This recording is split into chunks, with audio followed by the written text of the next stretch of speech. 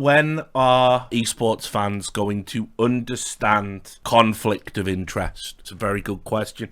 I feel that I've been responsible in, kind of bringing this concept to the forefront of people's thinking, and yet it's never really stuck. People don't understand what conflict of interest is. I still get hate messages to this day for talking about Doublelift and Lena. They say, it's not a conflict of interest. It's okay to date your subordinates who you have direct dominion over and choose how much money they make from the company because they're all TSM. They're all TSM, Richard, so how could it ever be conflict of interest? Of course, the reality that as president, you have to serve the company, and also as girlfriend, you have to serve boyfriend. That relationship needs to be nourished. So, yeah, that's the conflict of interest. But esports fans can't get it. They've never been able to get it. Esports fans are just fucking morons. They will always be morons. It doesn't matter how explicitly you line things out. They will just never grasp basic concepts like conflict of interest. And of course, what's worrying is esports journalists, broadcast talent, personalities, they don't fucking get it either. So, what can you do? I've been banging my head off the conflict of interest wall for, 15 years. And basically, all that's happened is we've just gone round in a circle. You might recall in 2016, 2017-ish, there was a number of scams that were going ahead. Obviously, our good friend Nicola Nyholm tried to do one of them. And that was that you own multiple teams. You have a controlling interest in multiple teams, multiple brands. You get them into prestigious leagues, and then maybe you sell those brands, or, you share sponsors. That was a big thing, and I uncovered it by finding data and little details in the contract that showed there was entanglement and overlap. There was also, of course, the academy side. Everyone wanted an academy team, and what's happened was you had an academy team. You could enter them into the same competitions as you. You could use them to gobble up as much talent as you want and just have them sat there. And I don't have anything against academy teams, but academy teams need to play in academy leagues. For example, in football, Barcelona's B team, Brocolona, as we call them these days. But Barcelona's B team, they play in a real league in Spain. Not in a reserves league, but they play in the actual official football league. But the understanding is they can never be promoted to the same league the main team is in. They can never go to Primera, because obviously that would create a conflict of interest, right? It's super understood everywhere else in sports. And I just don't understand why esports can't grasp it.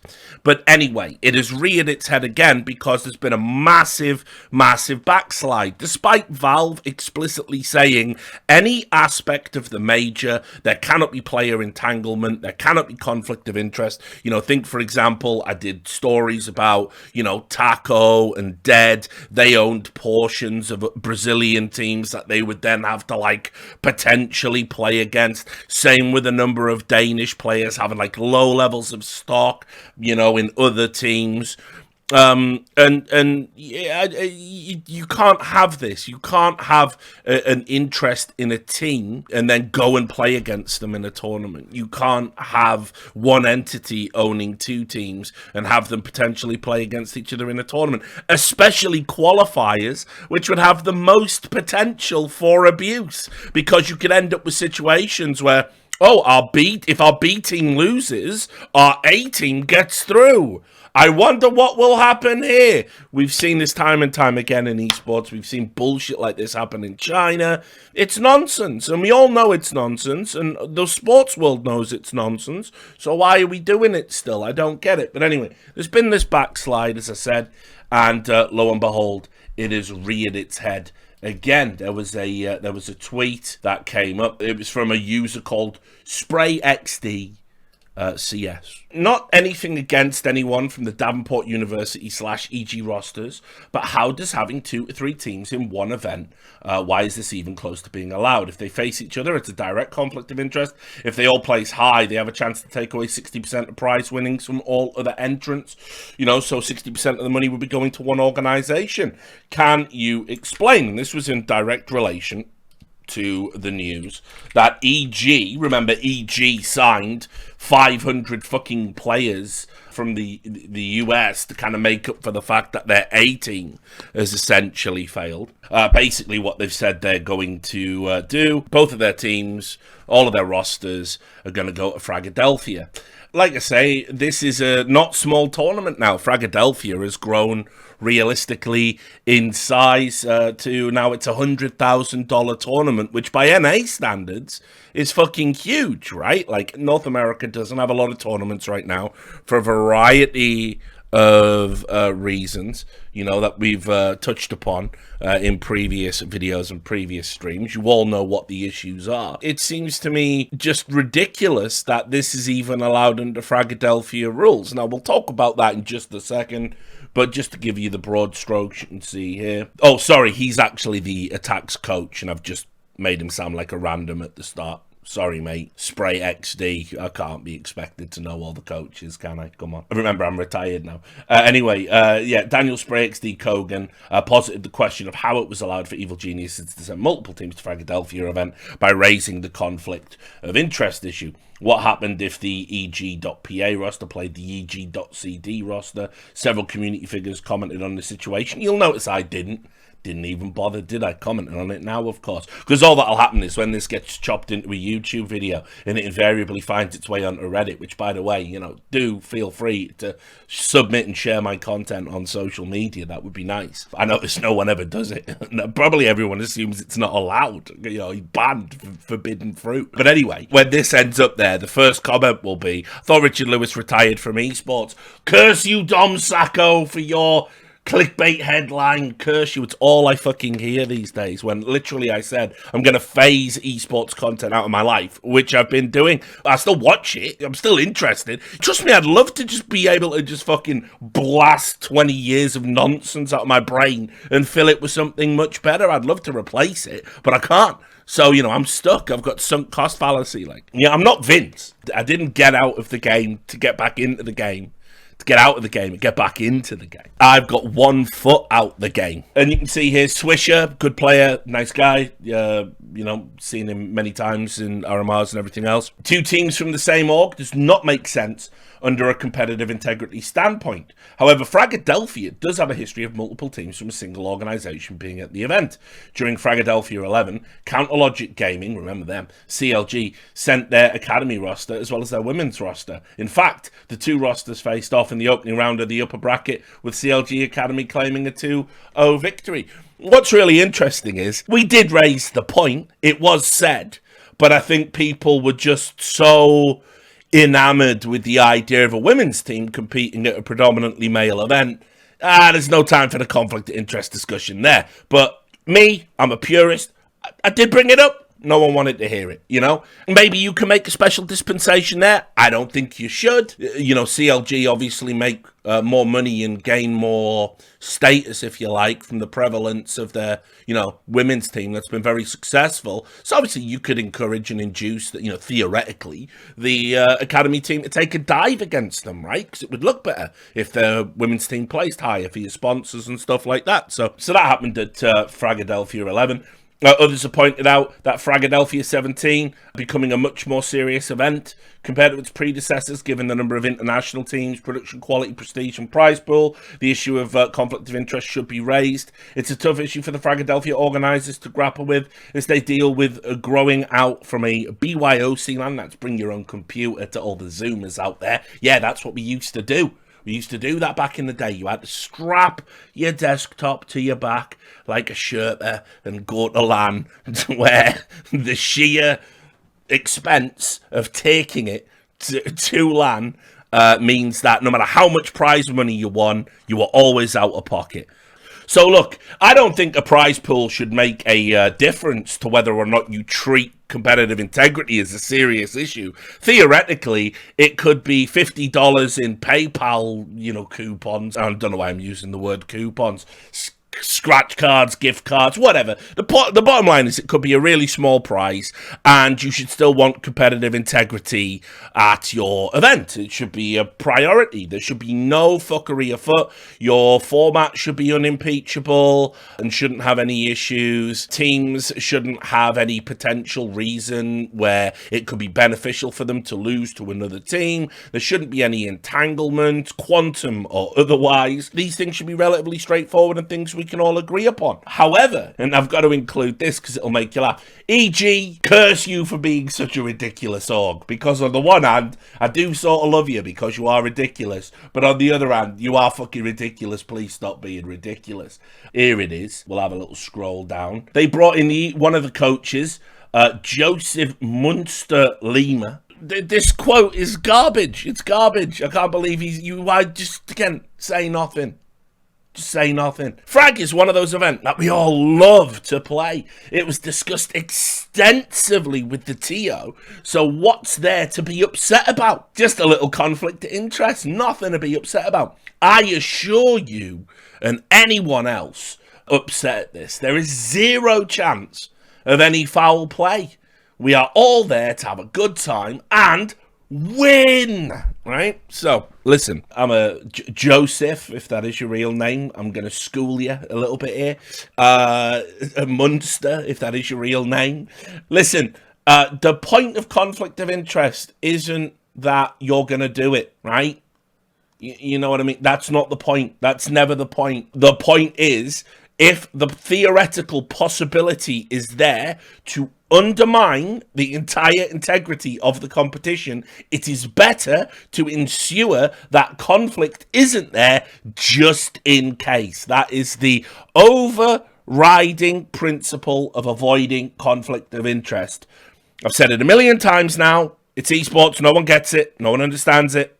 Stuck here forever. In hell, some might say. But that's fine. And when you say, what's there to be upset about? Well, everything. Because you can't guarantee that there is not a situation where it's better for one of your teams to win or lose. You can't guarantee that, actually, one of the guys, he's feeling a bit under the weather. We don't want to have a long run in this tournament anyway. So we're going to crash out and basically enable you guys to go further in the tournament. You don't know what's going to happen in the final. Here's a theoretical thing for you. And I'll tell you because this is actually happening in Counter-Strike right now before your very eyes. When two teams are colluding with each other in some way and they make it to a final or they play each other in a game, do you want to know a real good way to maximize your money in terms of betting on fixed outcomes in one that's hermetically sealed and theoretically safe? Team A and Team B agree, we'll lose the map, you lose the map, then whoever's going to do this, will win this one. And so that maximizes the number of bets, the number of outcomes, and therefore, by extension, the number of profit. Now, no one's accusing you of doing any of this. No one's accusing you of doing any of these things, but I don't fucking know you ain't. And because I can't rule it out, because the TO can't rule it out, because the motherfucking fans can't rule it out, you shouldn't get to do it. So that's what there is to be upset about. But to the next part, we discussed this extensively with the TO. Oh, well, that's good to know. Good to know, isn't it, guys, that Fragadelphia have decided competitive integrity is something that can be brought to the table for the purposes of discussion. And if a big enough organisation with enough influence in the region can make a compelling argument, such as, we want to have a good time, we love to play. If you can make a compelling argument to them, they'll just let you fucking rock up and potentially fuck up the integrity of a $100,000 prize pool tournament, because, hey, you're evil geniuses.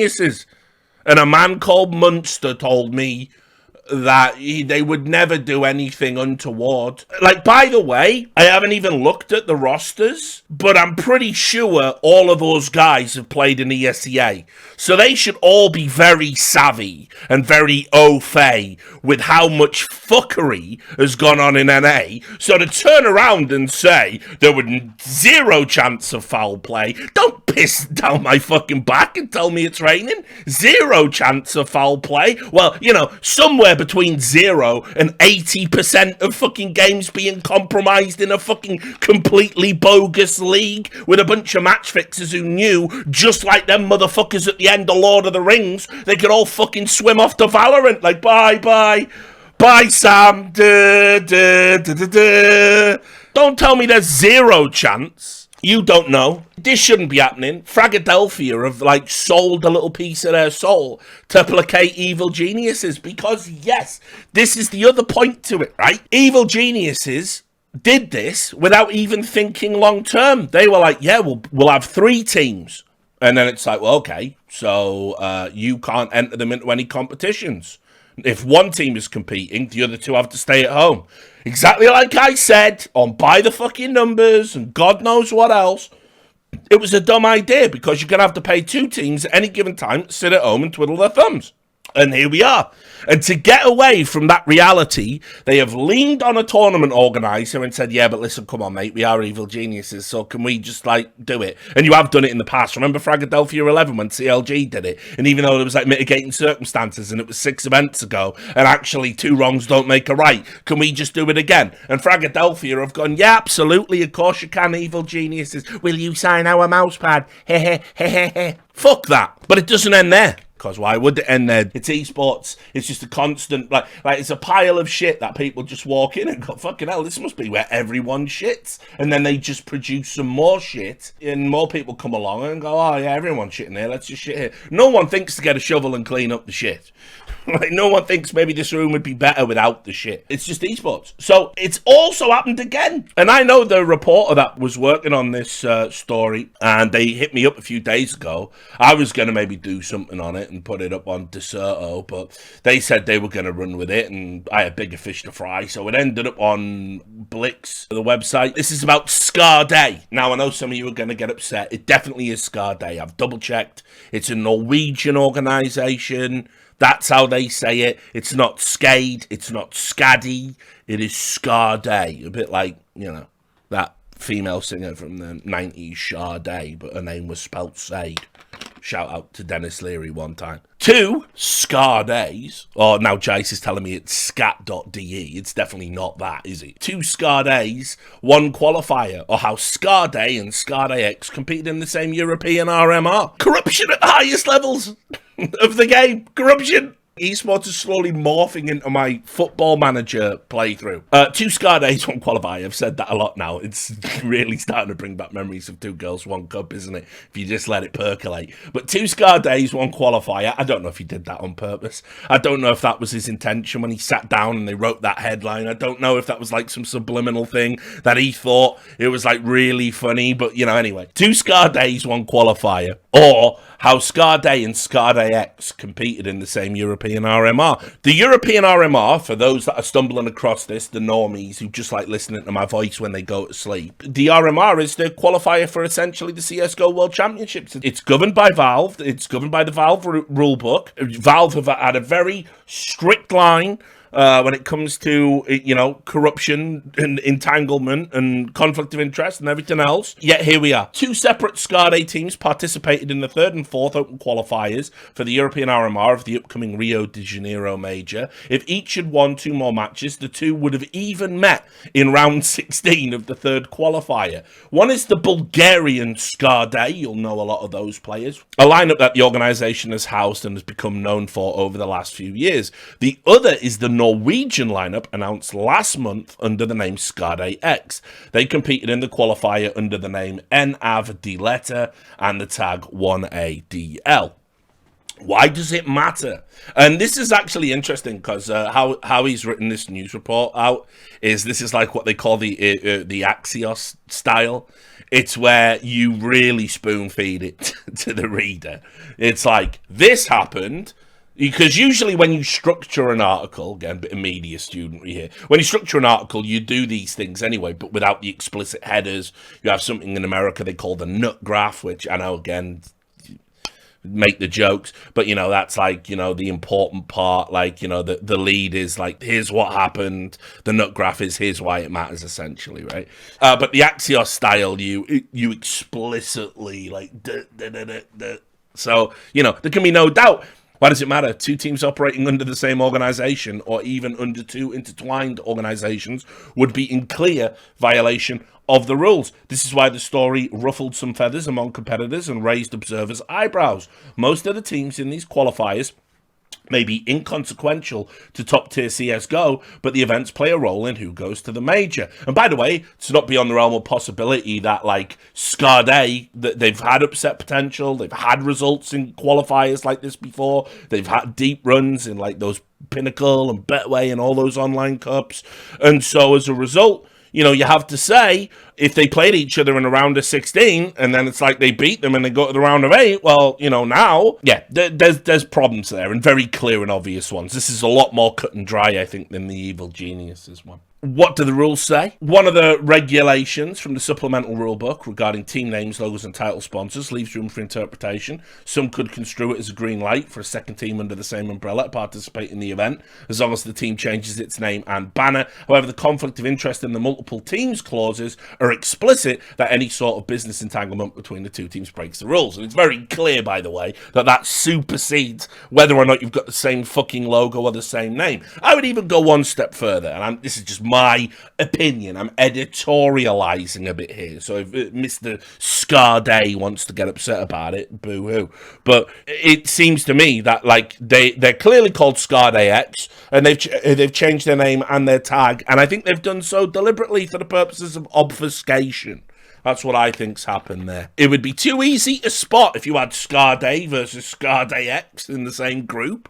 And remember, these RMRs are fucking huge. You're talking like 256 team online best of one fucking qualifiers, which are just some sort of like a dystopian nightmare of Counter-Strike that is so unwieldy and horrible. You know, I think what they've done there is they've gone, fuck it, we'll just, we're called what would they call again? NAVDLETA. I hope that's not a rude phrase. Twitch, don't ban me. Then again, you're handing out 7-day bans for sex, so I should be all right. Anyway, it goes into some details about the Scades, and then it says, how connected are the two Scades, right? Like, because that's important. Not that it's mega important, because if there's any connection whatsoever, it's a problem. But you know, it says the two rosters appear to be under separate companies. We reached out to Kim Eric Zaratan Arnes, a founder, former managing director, and current head of esports at Scade, to clarify the situation. Initially, he echoed the sentiment from the Scade X announcement, explaining that it is operated by a different company owned jointly by the three aforementioned parties: Scade, Jotunheimen Esports, great name, Jotunheim, we all love that place, and Ulti Skins. However, Arnes seemed mostly unaware of what Scade X is up to, and later corrected himself, saying that he was just told the above is not true, not the case. Instead, Scade X is owned solely by a company named Midgard, also a cool name, of which the aforementioned Alexander Hole, not a cool name, of Jotunheimen Esports, is a founding board member. So again, we're already meeting the basis for entanglement here. It would be still a problem. Hole explained to Blix that Scade X is simply a name used for branding purposes, presumably to help with Norwegian sponsorships. Then, he continued, Hole explained on August 1st, he and two parties he broadly referred to as Scade and Ulti put down €10,000 to fund contracts and boot camps for the Scade X team. Additionally, strictly in terms of favours, Ulti would use its knowledge of players to help assemble the team, and Scade would use its resources to create content promoting Scade X. Thus, all three parties teamed up to strengthen Norwegian CSGO.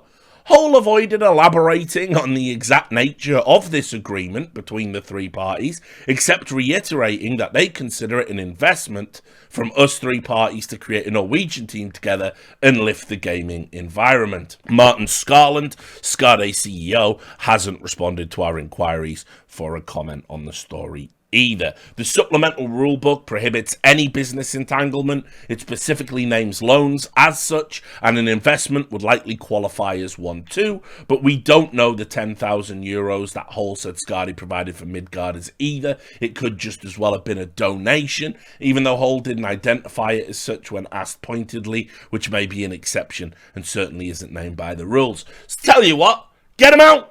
Just get them out. Kick them out, get them out, disqualify them both. Or, you know, if you're feeling generous, I'd disqualify them both. They fucked up the RMRs, haven't they? But anyway, if you're feeling generous, if you are feeling generous, you know, and by that I mean obviously they're not in there, but, you know, get them out for the next RMRs. But, you know, if you're feeling generous, you can tell the team for future, you know, pick one, naughty, don't do it again. Conflict of interest, again, rearing its head in esports. No one cares. We can't even have qualifiers, as they say on Reddit. We can't have nice things.